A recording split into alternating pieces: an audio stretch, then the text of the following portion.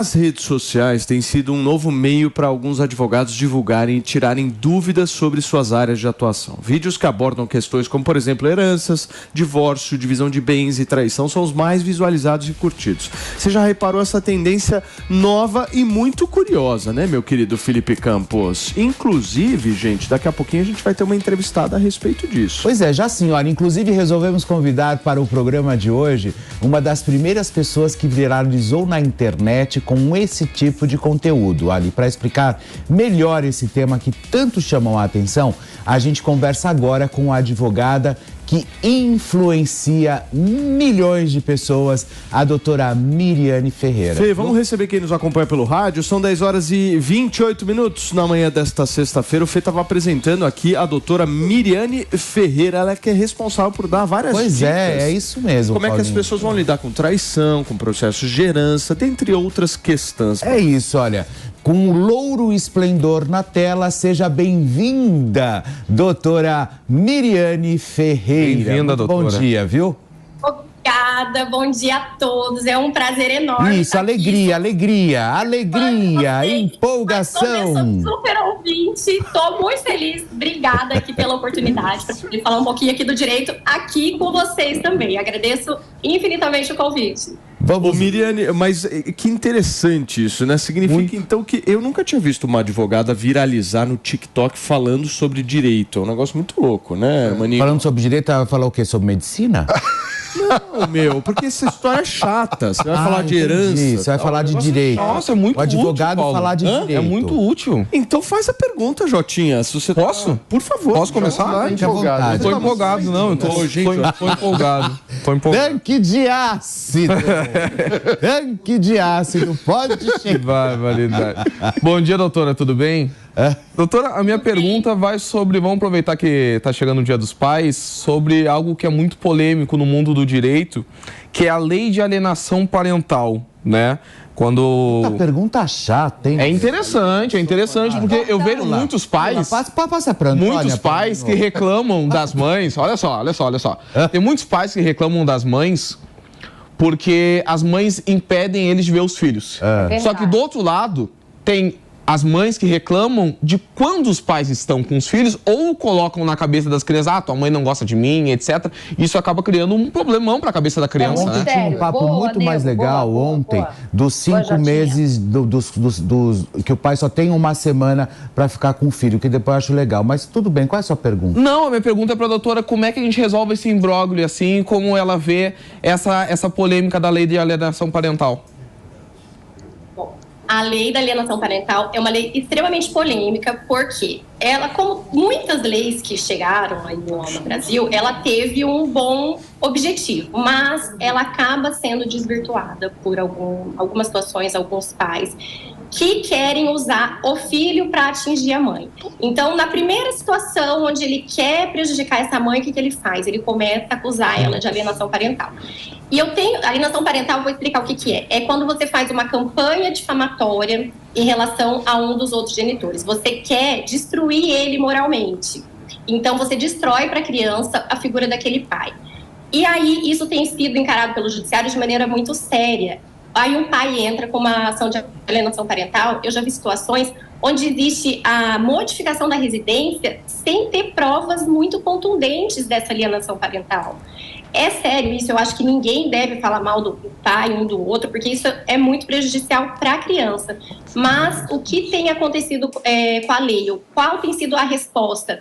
Pais que às vezes praticam abusos, tendo o direito aí de estar morando com a criança. Muitas vezes eles entraram ali não só pela criança, mas para prejudicar a mãe. Esse é o lado ruim da lei da alienação parental. Por outro lado, nós sabemos aqui, embora eu seja uma defensora das mulheres, nós sabemos aqui que não são todas santas. E existem sim mulheres que, quando se separam, elas jogam a mágoa delas ali, elas instrumentalizam o filho. Então aí ela quer proibir o pai de ver, ou se o pai arrumou uma outra pessoa, ela quer proibir o contato, o que também não é correto. Então a lei de alienação parental, ela veio para tentar tirar isso, para dar oportunidade para o pai poder conviver também. Mas ela tem sido bastante desvirtuada, infelizmente. Eu acho que tinha que ser analisada com um pouco de critério. Posso jogar uma polêmica aqui, uma pitada de polêmica na nossa conversa? Que eu dei uma olhada nas tuas redes sociais e eu vi que alguns haters acusam a senhora de que a senhora ajuda, talvez, algumas mulheres a dar golpe. Eu queria entender o seguinte, como é que a senhora rebate esses haters?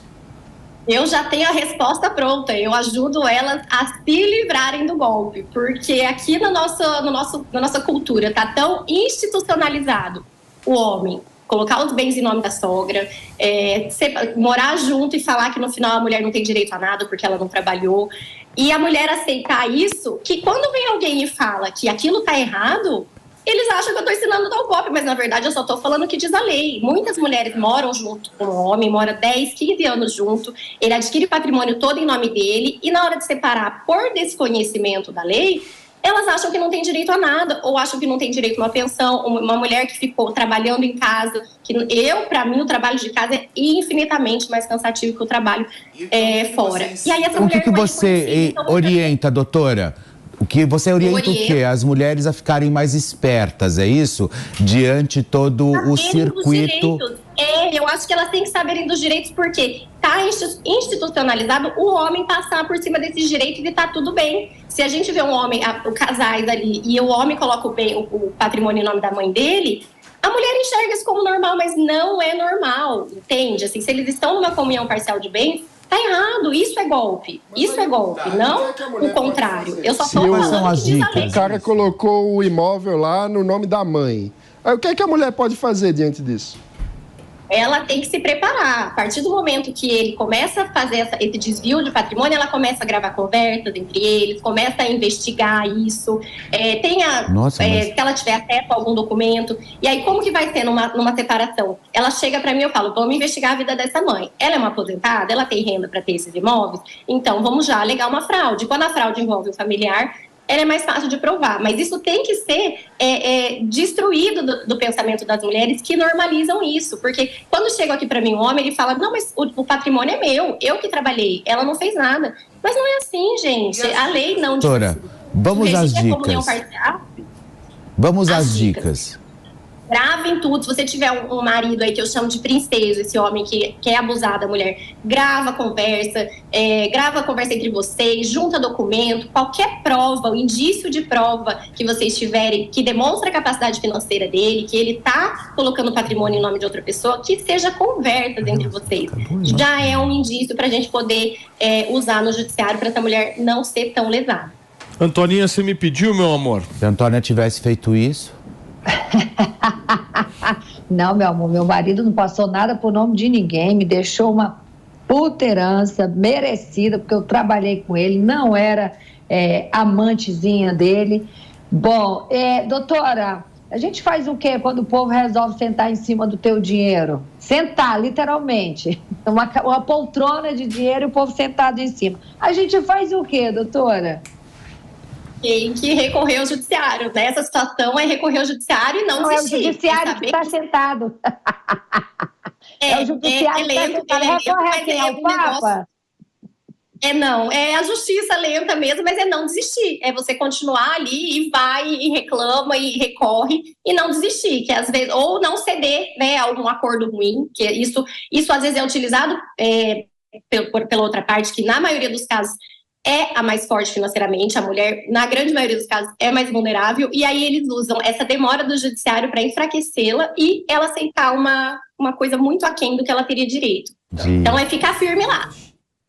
Muito bem, doutora, muitíssimo obrigado pela sua participação aqui nesta sexta-feira, ao vivo na programação da Jovem Pan. A gente conversou com a doutora Miriane, que esclareceu aí alguns pontos em relação à traição, herança, dentre outros problemas que acontecem. Certo, Felipe Kerr? Eu que agradeço.